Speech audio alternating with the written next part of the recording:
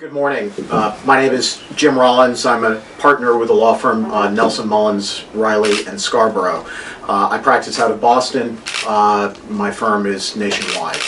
Let me provide you just very briefly with some of my background and my firm's background so you understand why we are very pleased to be able to help with this very disturbing but necessary case.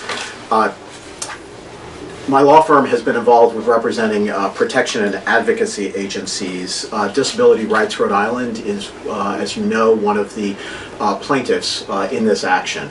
My firm has represented what we call P&As throughout the country in numerous different kinds of matters. Of particular note, we've handled very, very similar cases to the present one, which I will describe in more detail in a moment, in both Massachusetts that was resolved successfully by settlement. That was a federal lawsuit several years ago, and also in South Carolina. And that case went through full trial and favorable judgment for the class of individual prisoners in that case, as well as the P&A. So I have specific experience with these cases, and my firm has a very deep experience with these cases, and are pleased to be able to assist with this one as well.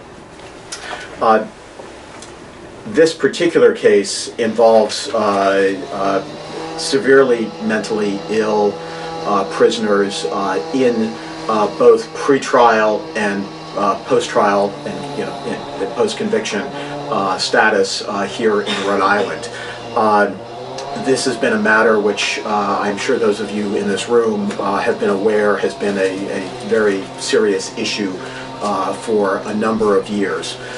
It's not a unique issue to Rhode Island. As I mentioned, I've been involved, my firm has been involved with cases in other systems on essentially the same issue. And others have handled these cases throughout the country. Sometimes it is simply necessary to build the necessary political will. Sometimes it is necessary simply to get a court judgment to be able to get the appropriate treatment for people who are ill. They are severely mentally ill, they are disabled, and as I will describe, they are not being treated consistently with either the constitutional obligations in this country nor the federal statutory obligations. The case at issue was filed this morning. It is entitled Liberty, which is the name of Charlene Liberty, one of the plaintiffs in the case, versus Rhode Island Department of Corrections. The other plaintiffs in the case, other than Ms. Liberty, are John Pont, John Davis, Dwayne Gums, Adam Hanrahan, and Charles Kenner, as well as the protection and advocacy agency, Disability Rights Rhode Island.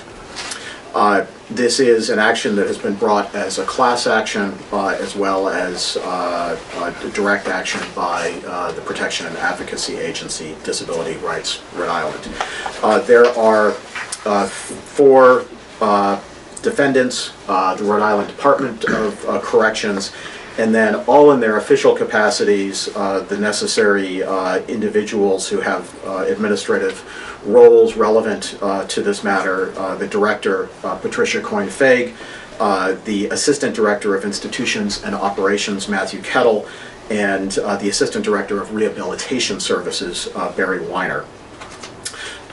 The case seeks both declaratory and injunctive relief to be able to ultimately institute new policies, procedures, and treatment of these individuals and those other individuals in the same capacity who are incarcerated in Rhode Island. These are folks who at other times and hopefully sometime in the future might be treated in a not in an incarcerated capacity, but that by default, as we have heard today, is the capacity in which they're treated currently. There are 4 counts to this complaint. The two of the counts, the first and second count, seek relief based upon unconstitutional treatment. The first count addresses people who have been already tried and are convicted and placed in the institution or institutions. Those counts, or that count, seeks relief under the Eighth and 14th Amendments of the United States Constitution because of the resulting cruel and unusual punishment inflicted upon these individuals. The second count is under the 14th Amendment of the United States Constitution and seeks similar relief for those who are held in a pretrial capacity. The third count is a statutory count. It's under the federal ADA to address violations of that statute with regard to the individual's disabled status. And the final count is under a similar kind of count. It's a federal count, statutory count under the Federal Rehabilitation Act, Section 504, again for unstatutory or treatment that is violative of those statutory obligations to individuals who are disabled. The ultimate relief sought here, you can read it in the complaint, it goes on for several pages, but the ultimate relief sought here is to change the treatment of these people who are disabled and are incarcerated in the Rhode Island corrections system so that they are treated consistent with the federal Constitution, treated consistently with federal statutory obligations, and frankly, while this isn't a legal obligation, treated the way a society should treat people.